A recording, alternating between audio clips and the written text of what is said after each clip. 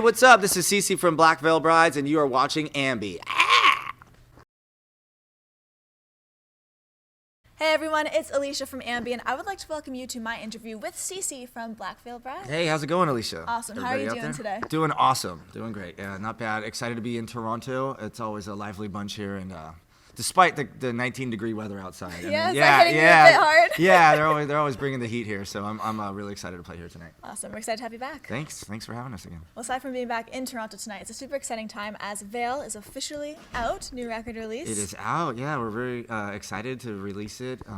It's been a couple weeks now, and it's doing really well. It was the #1 rock record in the U.S. and U.K., and yeah, we had a video that we released the day it came out for Wake Up. Like, that has, I think, over 4 million views now and everything. Congrats. So it's crazy. Everything. I know. Everything's going great. We're really excited to be out on the road. I mean, we had an extended absence, absence from touring, I should say.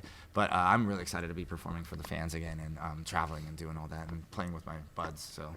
Well, you said that this tour is whipping your skinny ass back into shape. It is. It took some readjusting. It is. Okay, so like, yeah, I guess I don't have a very active lifestyle, like on the road.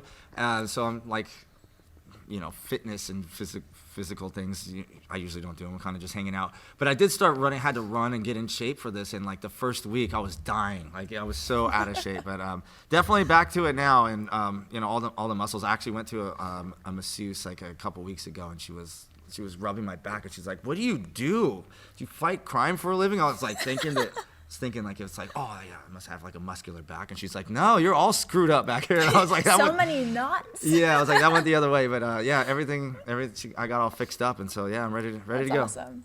One of the best parts about touring, so many bands have told me this, is seeing all of the fans on the road. And the biggest fan question that we had going into this interview is when you meet fans at all the meet and greets, we notice a lot of them end up crying and they just break down. So what's running through your mind when that kind of stuff happens? I don't know. I think it used to happen a lot more than it does now. I mean, it still happens. Even yesterday, someone was like shaking and freaking out. I mean, for me, it's just incredible to have that kind of power. Like I started playing drums when I was a kid at 10.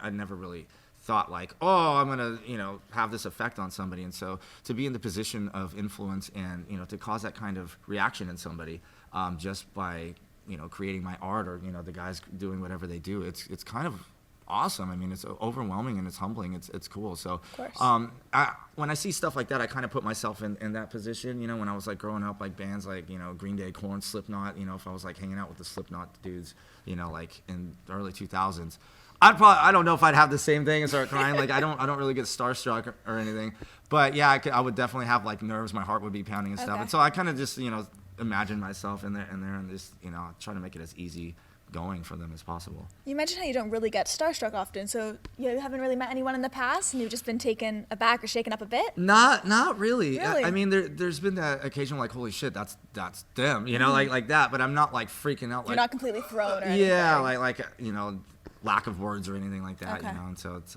not that I think I'm like too cool for school or anything like that, it's just like we're all human, we all have a skeleton underneath our skin, and despite people's talents or creative or brilliance or intelligence or whatever, I mean, we all come from the same species, and that's kind of how I think of it. We're all on the same level. Well, going back to Vail, that translates to "Be Well, Be Strong" in Latin. Yes. And that's something that you really wanted to get along, message-wise, in the album. Have you always had that individuality, though, or did that come a bit later? No, we always have. I mean, half of the fan base, or the majority of the fan base, they really resonate with the lyrics, and, having like self-empowerment and kind of this collective group. It's like a home at our shows, and there's so many outcasts, and there's so many different ways we say it and we convey that point throughout our albums and stuff. But it really is like I see tagged photos and stuff of fans on Instagram and stuff, and they make lifelong friendships from our show. They'll just be standing next to somebody at a concert, and then now like they have meetups all over the world. Like Mexico City has a bunch of them. South America, they'll just go to a park and there's like 40 people just hanging out with banners and stuff. I mean, it's kind of like awesome. It's amazing to watch. But the fact that they resonate, with the message, I think that's kind of adds to it. They have some camaraderie with the fan base, because they were outcasts or whatever, trials and tribulations they're going through in their life. They kind of resonate with, the be well, be strong type of mentality. And on the album release, my favorite track is the 8-minute epic, Dead Man Walking. Oh, yeah. When you were putting that together, did you go in there thinking, hey, we're going to add a longer song to the album, or was it just from jamming? It was an experimental track for sure. Recording that was a pain in my butt. You know, when I was like learning some of the stuff, I was like, wait, hang on. Like, and I was just like, oh my God, I'm just gonna. So that one for me was the most difficult song recording because there are so many different parts and you know, several time signature changes and stuff. But it's I'm really happy with the way it came out. It's something different than anything we've ever done before. And so yeah, we kind of were just trying to experiment with something new and different. Like, I have a couple of tour tweets that you've been sending out Sure. that I would love to hear a bit more about. You ready for them? Yeah. All right, the first one. Today I held a door open for someone and then immediately walked face first into another door. I now have a lump on my eye. Maybe tomorrow I will not get punished for being kind. Yeah. You're looking good now. Thanks. Yeah, so it was so bad. There was like a bunch of crew guys, and it was snowing. I can't even remember what city it was, and I was like the loading dock. And I go to hold this like big door open, and there was another open door, and I turn and just whack, and I literally went down. And the dude was like, "Oh shit, you all right? You all right?" And I was so embarrassed. I'm like, "Yeah, I'm good, dude. I'm good." And I walked out, and I had this huge lump on this eye. And so, you know, I was just like joking about that tweet. You know, you never, no matter what, you don't do kind things to expect some kind of reward for them. And so, like, it was just kind of like a joke, you know, tongue-in-cheek comment. But like saying like I wouldn't, you know, hopefully I don't get punished for being kind. No matter how many shitty things happen to you in your life, you should just always be kind. Always be kind. Yeah, it doesn't matter. So I was kind of joking about that. But yeah, it took like a week to go by, and it was like right here on my eye socket. So by showtime, it looked like I got in a fight that day.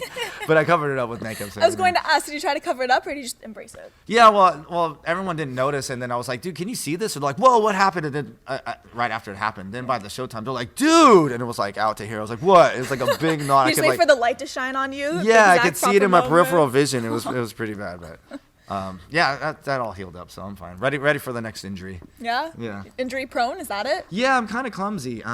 Yeah, like I don't know. This pinky doesn't even go straight anymore. I don't know if it's because I broke it when I was a kid or because it's I have scar tissue from like, you know, all the calluses from playing, you know, it's like my snare hand. Okay. But I don't know. I'm always breaking things and running into things, and I'll wake up, I'll have bruises. I'll like, where did I even get these? I'm the exact same way. It's like you don't remember walking into anything, but they're there. No, somehow. Yeah, I was taking a shower the other day, and I was like, what is that? I thought it was like makeup from my stage makeup, and I kept rubbing it, and it was it wouldn't come off. It was a bruise. I didn't even know I got it up here. It's like, I don't know. You know, it's battle wounds. With this album release, there have also been a lot of tweets going around, but people have been using older photographs. And when you look back at these older photos, what's the first thing that comes to mind? Are there any phases that you went through that you're either embarrassed, super proud of? First, it's why did I do all that stuff when we went to makeup? Like I would do like this acrylic paint all over like my whole torso, from my fingertips all the way up to my neck. I wouldn't get my back, so it kind of looked weird from the back, like it just kind of stopped on the sides. But it would be like a fence that's all over here. And like I look at it now and I'm like, God, that was such a disgusting period in my life because there'd just be paint chips in my bunk. It would like chip off, and so I'd have to like go like this. Yeah, I guess it dries, right? Yeah, it was so gross. And I mean, it would come right off with water, but I mean, we didn't get to shower every day because we were touring really extensively back then. And so it was just kind of gross. And half the time, like half of the paint was sweating off. Ugh. Yeah, so now looking back at that, I'm kind of disgusted with myself. Like, is that the main thing that comes to mind fashion-wise? Anything else? Yeah, I mean, there's some periods where I'm like, oh, that makeup's cool. Like, I try to recreate one of my old school like makeup looks the other day. My girlfriend's like, oh, you look really hot with that makeup, and so I was like, yeah, let me try doing that again. And I couldn't really do it, you know, I couldn't really do it. And so can recreate the magic. Yeah, I couldn't do it. I don't even have the right things anymore. I'm just like, I gotta go buy all this stuff. But I didn't really knock it out of the park that day. But it was like a cool little throwback. I think we were in the Netherlands. We were in Tilburg. We all did our makeup a little bit different. But yeah, no, I mean, we kind of pulled it back. I kind of just do, you know, like a little smoky eye thing for live thing. But yeah, I don't know. We've had so many different phases. They're all different, interesting periods of, you know, the band's life and everything. When you say you didn't have the right things to recreate the look, I mean, how much stuff did you have to travel with back then? It wasn't that much, actually. Just like, you know, like a tube of acrylic paint. We had some liquid eye makeup that they don't even make anymore. And so, yeah, it's like a liquid mascara. I don't even know what we used to do, but they don't even make a lot of this stuff anymore. And so, I mean, that went out years ago. And so, yeah, we don't have any of that. And like paint brushes, like we literally would like paint our faces. So I don't have any of that stuff anymore.